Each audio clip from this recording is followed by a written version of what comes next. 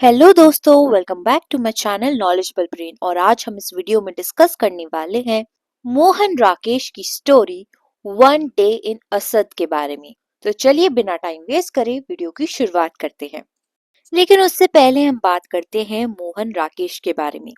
दोस्तों, मोहन राकेश का जन्म 8 जनवरी 1925 को अमृतसर में हुआ था। उनके पिता करमचंद गुगलानी थे, जो प्रोफेशन से एक लॉयर थे।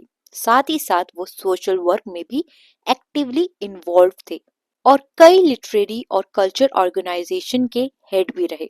इसी वजह से मोहन राकेश को अपने पिता से लिटरेचर और म्यूजिक का शौक विरासत में मिला है। जब मोहन सिर्फ 16 साल के थे, तब उनके पिता का देहांत हो गया था। उनके पिता पर काफी ज्यादा कर्ज था, जो परिवार के लिए एक बड़ी जिम्मेदारी बन गया। मोहन पर अपने पिता के गहरा प्रभाव था। पिता के गुजर जाने के बाद शुरुआत में उनकी बड़ी बहन ने घर की जिम्मेदारियां को संभाला, जब तक मोहन अपनी पढ़ाई पूरी न कर लेते। मोहन राकेश ने लाहौर से संस्कृत में एमए किया था। देश के पार्टीशन के बाद वो अपने परिवार के साथ जालंधर शिफ्ट हो गए थे। बाद में उन्होंने अपनी पढ़ाई जारी रखी और हिंदी लिटरेचर में भी एमए कंप्लीट करा। करियर की शुरुआती दिनों में मोहन राकेश ने टीचर के रूप में भी काम किया और स्कूल और कॉलेजेस में भी पढ़ाया। राइटिंग को उन्होंने फुल टाइम करियर बनाने से पहले वो कुछ समय के लिए एक शॉर्ट स्टोरी मैगजीन के एडिटर भी रहे हैं। बाद में रोजगार की तलाश में वो बॉम्बे चले गए। वहां उन्होंने काफी स्ट्रगल करा। एक ऐसा वक्त भी था जब 3 दिन तक उनके पास खाना खरीदने के लिए भी पैसे नहीं थे। आखिरकार जब वो अपना सामान बांधने का फैसला कर रहे थे, तब उन्हें सदर्न कॉलेज ऑफ कॉमर्स से एक पार्ट टाइम टीचिंग जॉब का अपॉइंटमेंट लेटर भी मिला, जिसमें उनकी सैलरी सिर्फ 75 रुपीज थी। भूख का अनुभव कर चुके होने की वजह से उन्होंने ये जॉब को एक्सेप्ट कर लिया। बाद में ये जॉब फुल टाइम लेक्चरशिप में बदल गई और उन्हें एल्पनस्टोन कॉलेज में नौकरी मिली। लेकिन कुछ समय बाद उन्होंने ये जॉब खो दी। इसके बाद कुछ टाइम तक उन्होंने जालंधर, दिल्ली और एक छोटे से पीरियड के लिए शिमला के एक स्कूल में भी पढ़ाया था। आखिरकार उन्होंने फिर से अपनी जॉब छोड़ दी और जालंधर वापस लौट गए, जहां उन्होंने डीएवी कॉलेज को ज्वाइन किया। लेकिन ये नौकरी भी ज्यादा समय तक नहीं चली, क्योंकि मोहन राकेश ने फुल टाइम राइटर बनने का फैसला कर लिया और अपनी जिंदगी को पूरी तरीके से साहित्य को समर्पित कर दिया। दोस्तों, अब बात करते हैं मोहन राकेश के लिटरेरी कंट्रीब्यूशन की। दोस्तों, मोहन राकेश जो नई कहानियां मूवमेंट था इन हिंदी लिटरेचर, उसका पार्ट रहे हैं इन 1950s। उन्होंने शुरुआत करी थी अपने लिटरेरी करियर की शॉर्ट स्टोरी लिखने से, और बाद में उन्होंने काफी सारे प्ले राइट भी लिखे हैं। उन्होंने एज अ एडिटर भी काम किया है जनरल सारिका में फ्रॉम 1962 टू 1963। उनका ये प्ले असद का एक दिन, जो कि 1958 में आया था, एक बहुत ही इम्पोर्टेंट प्ले राइट बन गया आफ्टर इंडिपेंडेंस एरा। इस प्ले का एक डीप इम्पैक्ट पड़ा है हिंदी लिटरेचर में, और हिंदी थिएटर में भी इसका एक इम्पोर्टेंट रोल रहा है। इसके अलावा जो उनकी नोटेबल वर्क रहे हैं वो है लहरों के राजंस, जो कि आया था 1968 में, आधे अधूरे जो कि 1969 में आया था, पैरों तले की जमीन 1973 में, अंडे के छिलके, अन्य एकांकी तथा बीच नाटक 1973 में, रात बीतने तक तथा अन्य ध्वनि नाटक जो कि आया था 1974 में। इसके अलावा उनकी कुछ इंपॉर्टेंट नॉवेल्स भी रही है, जैसे कि अंधेरे बंद कमरा जो कि 1961 में आई थी। इसके अलावा ना आने वाला कल जो कि 1968 में आई थी, और अंतराल जो कि 1972 में आई थी। अपने लिटरेचर और थिएटर कंट्रीब्यूशन के लिए मोहन राकेश को संगीत नाटक अकेडमी अवार्ड भी मिला है। उनके जो मोस्ट इम्पोर्टेंट प्ले रहे हैं वन डे इन असद के अलावा, वो रहा है लहरों के राजंस। जब वो शुरुआती दिनों में शॉर्ट स्टोरी को लिखा करते थे, उस वक्त पे उन्होंने रेडियो प्ले को भी अडेप्ट किया था for all India radio Jalandhar, जो कि ब्रॉडकास्ट हुआ करता था सुंदरी के नाम से। काफी सारे मशहूर डायरेक्टर्स जैसे कि अरविंद गौर, शानंद जालन, ओम शिवपुरी, राम गोपाल बजाज उनके थिएटर्स का हिस्सा रहे हैं अलग अलग प्लेस के लिए। दोस्तों, लहरों की राजंस जो है उसमें मोहन राकेश की डायरीज, लेटर्स और राइटिंग्स को भी शामिल किया गया था ताकि एक क्रिएटिव प्रोसेस ऑफ राइटिंग मिल सके। इसके अलावा उनका मेटा प्ले भी है जिसका टाइटल है मेन्यूस्क्रिप्ट, जो कि परफॉर्म हुआ था बाय सेकंड फाउंडेशन, जो कि एक दिल्ली बेस्ड थिएटर ग्रुप है। दोस्तों, उनका जो प्ले है असद का एक दिन पहली बार परफॉर्म हुआ था 1960 में बाय अनामिका, जो कि एक कोलकाता बेस्ड थिएटर ग्रुप है under the direction of Shyamanand Jalan. उसके बाद ये स्टेज हुआ था Ebrahim Alkazi at national school of drama in Delhi in 1962। दोस्तों, असद का एक दिन जो है ट्रांसलेट हुआ था इंग्लिश में as one day in the season of rain by Arpana Darvedkar और विनय दारवेदकर, और साथ ही साथ इसको ट्रांसलेट किया था सारा के यूजली ने under the title one day इन असद। दोस्तों, आप समझते हैं मोहन राकेश के राइटिंग स्टाइल को। मोहन राकेश का राइटिंग स्टाइल पोस्ट इंडिपेंडेंस के बदलते हुए सामाजिक सिचुएशन पर आधारित है। उन्होंने और उनके साथ के बाकी सारे जो राइटर्स ने मिडिल क्लास सोसाइटी की जिंदगी, उसकी टेंशन, एंजाइटीज और कन्फ्लिक्ट को रियलिस्टिकली पोर्ट्रे करने की कोशिश की है, क्योंकि ये वर्क एक बड़े ट्रांजिशन से गुजर रहा था। मोहन राकेश ने अपने साहित्य में मैन वुमेन रिलेशनशिप पर भी खासकर फोकस किया है। विशेष रूप से उन्होंने औरत की इमेज को उभारा है, क्योंकि उस समय समाज में औरतों की भूमिका बदल रही थी। औरतें सिर्फ घर तक सीमित नहीं थी, बल्कि अपनी पहचान और इंडिविजुअलिटी को असर्ट कर रही थी। ये बदलाव डोमेस्टिक लाइफ में एक नए तरीके से कन्फ्लिक्ट और टेंशन को भी अंजाम दे रहा था। रिलेशनशिप के इनर टर्मल, इमोशनल स्ट्रगल को उभारने के लिए मोहन राकेश ने रोजाना की जो जिंदगी होती है, कॉमन लैंग्वेज होती है, उसका यूज करके, जिससे उनके नाटक ज्यादा रियलिस्टिक और रिलेटेबल लगते थे। उनका ये प्ले असद का एक दिन में मोहन राकेश ने कालिदास जैसे महान संस्कृत कवि और फेमस प्ले राइट को अपने इस प्ले का प्रोटोगोनिस्ट बनाया है, यानी कि मेन करेक्टर बनाया है। कालिदास के युग का माहौल, उस समय की भावनाओं को दर्शाने के लिए राकेश ने प्ले में कुछ संस्कृत शब्दों का भी यूज किया है। इससे नाटक को एक पोएटिक और लिरिकल टच मिलता है, जो खासकर कालिदास और मल्लिकास के डायलॉग में अच्छे से दिखाई दे सकता है। दोस्तों, अब इस प्ले के बैकग्राउंड के बारे में बात करते हैं।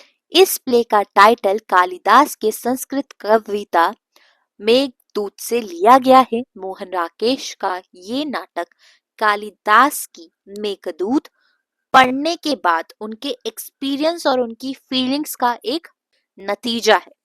मोहन राकेश ने कहा था, When I read Meghdut, I would feel that the story was less about dispossessed yaksh than about a poet who is alienated from his own soul, that he has poured his guilt realization into his obvious। इस statement से ये समझ आता है कि मोहन राकेश के लिए मेघदूत सिर्फ एक यक्ष की कहानी नहीं थी, बल्कि एक ऐसी कवि की कहानी थी जो अपने ही सोल से अलग हो चुका है और जिसने अपने गिल्ट और इनर रियलाइजेशन को अपनी रचना में ढाल दिया हो।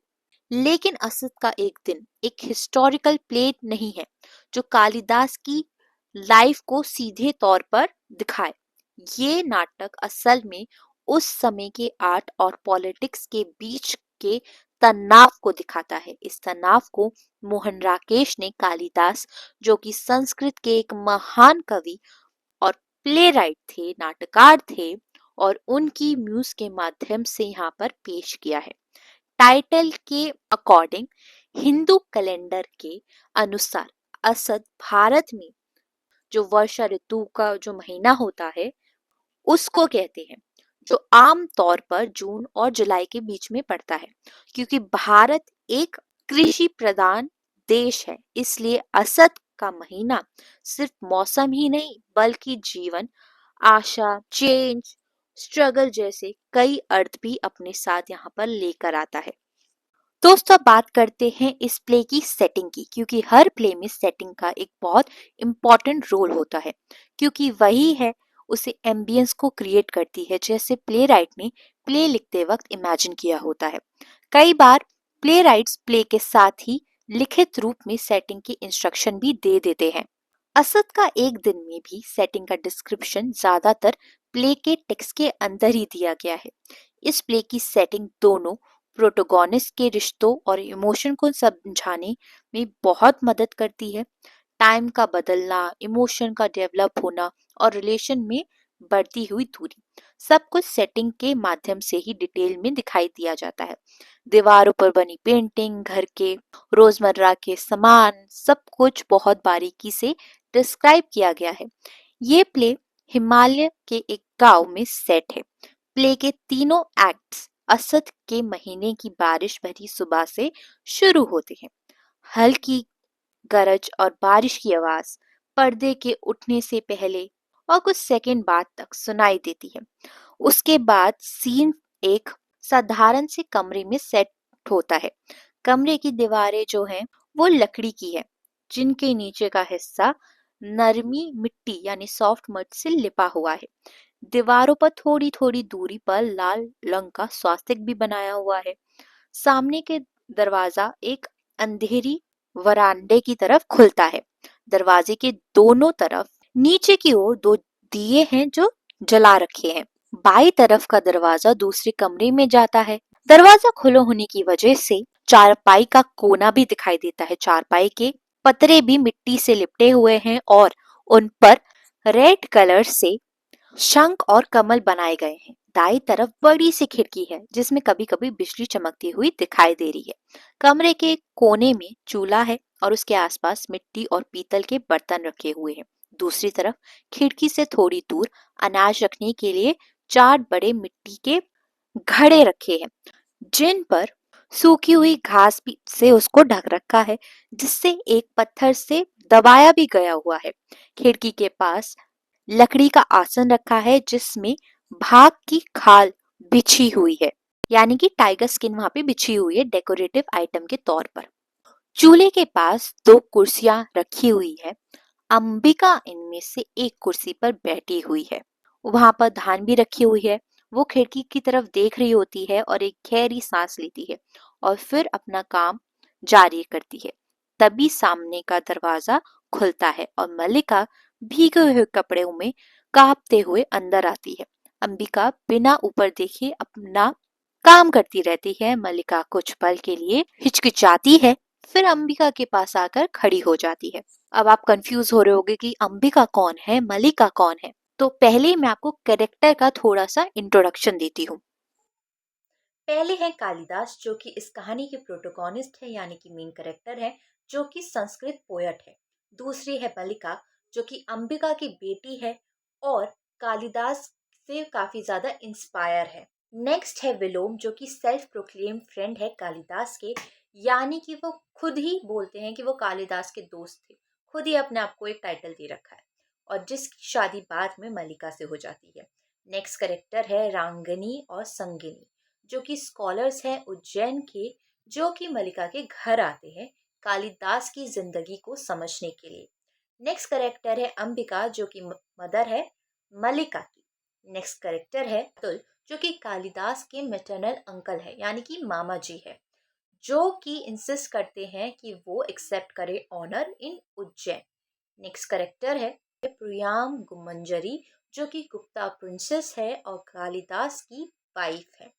इसके अलावा दंतुल है, जो कि एक जेंटलमैन है रॉयल फैमिली से। इसके अलावा अनुस्वार और अनुनासिक है, जो कि स्टेट ऑफिशियल है, और निक्षेप है, जो कि वहाँ का विलेजर है। दोस्तों अब प्ले की समरी को समझते हैं। ये प्ले तीन एक्ट्स में डिवाइडेड है। सेटिंग हर एक्ट में सेम रहती है, लेकिन धीरे धीरे दीवारों पर बने स्वास्तिक चिन्ह फेड होने लगते हैं और घर के कुछ सामान गायब हो जाते हैं। ये बदलाव टाइम के बीते जाने और रिश्तों में नई आई दूरियों को सिंबॉलिकली दिखाता है।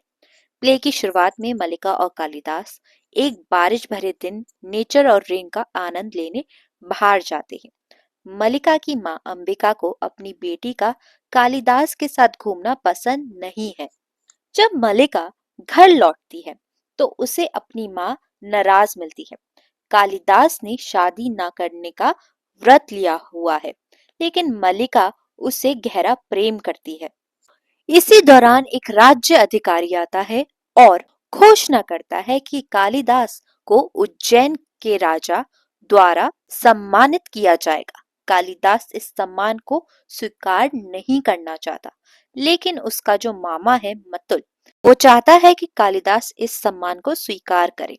मतुल गुस्से और चिंता में आकर कालिदास को उज्जैन जाने के लिए मजबूर करता है। मलिका दुखी होने के बावजूद कालिदास को उज्जैन जाने और सम्मान स्वीकार करने के लिए मोटिवेट करती है। थोड़ा हिचकिचाते हुए कालिदास जाने के लिए मान जाता है। अंबिका अपनी बेटी के भविष्य को लेकर काफी ज्यादा परेशान होती है, चिंता में होती है, क्योंकि कालिदास जाने से पहले शादी का कोई वादा नहीं करता है। गांव का रहने वाला विलोम, जो खुद को कालिदास का दोस्त कहता है, मलिका में रुचि रखता है। मलिका को विलोम बिल्कुल भी पसंद नहीं है, लेकिन वो अंबिका से मिलने के बहाने बार बार घर आता रहता है। वो मलिका और कालिदास के मिलने का विरोध भी करता है और जानना चाहता है कि कालिदास मलिका के बारे में क्या सोच रहा है। कालिदास बिना किसी वादे के उज्जैन चला जाता है और मलिका उसका इंतजार करती रह जाती है। समय बीत जाता है और हम मलिका को उसी घर में देखते हैं, जो अब घर के सारे काम संभाल रही होती है, जो पहले उसकी माँ करती थी। अंबिका अब बीमार हो जाती है और मलिका उनकी देखभाल करती है। इसी दौरान कालिदास एक प्रसिद्ध कवि और लेखक बन चुके होते हैं। अब अचानक से उज्जैन से दो महिला विद्वान, जो कि होती है रंगिनी और संगिनी, मलिका के घर आती है। वो कालिदास के जीवन पर रिसर्च कर रही होती है और फील्ड वर्क के लिए यहाँ आई होती है, लेकिन मलिका उनके अजीब सवालों और बिहेवियर को समझ नहीं पाती। आखिरकार वो दोनों निराश होकर लौट जाती है। इसके बाद पता चलता है कि कालिदास और उसकी पत्नी कश्मीर जा रहे हैं, जहाँ कालिदास अब शासक है। कालिदास मलिका से मिलने नहीं आता, लेकिन प्रियान गुमंजरी, जो गुप्ता राजकुमारी है और कालिदास की पत्नी है, मलिका से मिलने आती है। मलिका अंदर से दुखी होती है, पर अपना दुख जाहिर नहीं करती। राजकुमारी के जाने के बाद विलोम आता है और मलिका से बहस करता है। वो पूछता है कि कालिदास उससे मिलने क्यों नहीं आया। मलिका विलोम को घर छोड़ने के लिए कह देती है। मलिका रो पड़ती है और अंबिका उसे संभालती है। मलिका कालिदास की रचनाएं खरीद कर पढ़ने लगती है। फिर से वही असद की बारिश भरी दिन आता है। मतुल, कालिदास का जो मामा है, मलिका के घर आता है। अब वो लाठी के सहारे चल रहा होता है, क्योंकि राजमहल में फिसल कर उसकी टांग टूट गई होती है। इसी दिन कालिदास खुद मलिका के घर आता है। दोनों बात करते हैं और कालिदास को लगता है कि मलिका अभी भी उसका इंतजार कर रही है। वो मलिका के साथ नई जिंदगी शुरू करना चाहता है, लेकिन तभी सच सामने आता है कि मलिका अब विलोम से शादी कर चुकी है। तब विलोम दरवाजा खटखटाता है और कालिदास को उसकी औकात याद दिलाता है। उसे सिर्फ एक मेहमान बताता है, क्योंकि अब वो घर का मालिक है। वो मलिका से कहता है कि वो मेहमानों का ख्याल रखे। कालिदास और मलिका कुछ देर बात करते हैं, तभी अंदर से एक बच्चे के रोने की आवाज आती है। मलिका बच्चे को देखने अंदर जाती है। कालिदास को पता चलता है कि मल्लिका विलोम के बच्चे की माँ है। ये देखकर कालिदास यहाँ से चला जाता है। मल्लिका चाहती तो कालिदास के पीछे जा सकती थी, लेकिन वो अपने बच्चे के लिए वहीं रुकने का फैसला करती है। इसी के साथ ये प्ले का एंड ट्रेजिक और इमोशनल होता है। दोस्तों, बेसिकली इस प्ले के जो इश्यूज हैं और थीम है उसको समझते हैं। प्ले में कालिदास के थ्रू क्रिएटिव फ्रीडम और पॉलिटिकल पावर के बीच का तनाव दिखाई देता है। कालिदास पावर नहीं चाहता है, लेकिन उसका स्ट्रॉन्ग रेजिस्टेंस भी नहीं करता है। मलिका के कहने पर वो उज्जैन जाता है। उसके लिटरेरी वर्क्स उसके गांव के जीवन और मलिका के साथ के एक्सपीरियंस का यहाँ पर रिफ्लेक्शन देखने को मिलता है।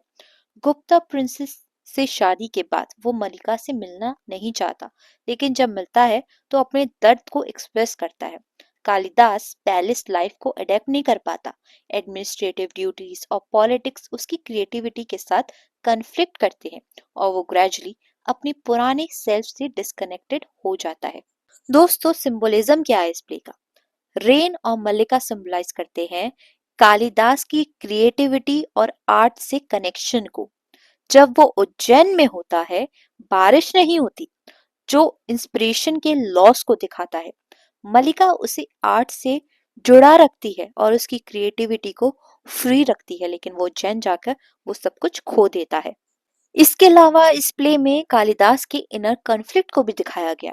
उज्जैन जाने में हेजिटेशन, मल्लिका का प्यार आर्ट की वजह से नहीं है, बल्कि पावर और अथॉरिटी के फियर की वजह से होता है। कालिदास बाद में कहता है, I was free from my love of power and authority. Administrative duty conflicted with my work. I was no longer the same person who had insight into what was great and glorious. Princess से शादी और political authority accept करना उसे मात्र गुप्ता बना देता है, जिससे कालिदास आर्टिस्ट और रूलर का स्प्लिट हो जाता है। आखिर में वो किंगडम छोड़ के अपनी असली सेल्फ और आर्ट की ग्रेटनेस के पास लौटता है। साथ ही इस प्ले में रिलेशनशिप और इमोशंस को दिखाया गया है। प्ले में मैन और वुमेन के रिलेशनशिप को, आर्टिस्टिक इंस्पिरेशन के डायनेमिक एक्सप्लोर को दिखाया गया है। अनरिक्वाइटेड लव को दिखाया गया है, वो प्यार जो पूरा नहीं होता है। जुदाई को दिखाया गया है, वेटिंग को, सेक्रीफाइस को इस प्ले का सेंट्रल थीम बनाया गया है। मलिका अपनी पर्सनल डिजायर सेक्रीफाइस करके अपने बच्चे के लिए काम करती है। इसके अलावा इस प्ले में कल्चर और नेचर का कॉन्ट्रास्ट दिखाया गया है। विलेज लाइफ और नेचर कालिदास के लिए प्योरिटी, क्रिएटिविटी और ट्रू इंस्पिरेशन सिंबलाइज करती है। कोर्ट लाइफ इन उज्जैन जो है वो काफी रिजिड होती है, सोशल, पॉलिटिकल और कल्चरल स्ट्रक्चर्स दिखाती है, जो पर्सनल फ्रीडम और आर्टिस्टिक एक्सप्रेशन को हिंडर करते हैं। दोस्तों, आई होप आपको ये वीडियो समझ में आ गई हो, और वीडियोस देखने के लिए चैनल को लाइक करें, शेयर करें और सब्सक्राइब करना बिल्कुल ना भूलें। और अगर आपको मोहन राकेश के लाइफ और करियर पे और डिटेल वीडियो चाहिए, या फिर आपको उनके किसी वर्क के बारे में समझना है, तो कमेंट सेक्शन में लिख के जरूर बताइए। Thank you for watching this video.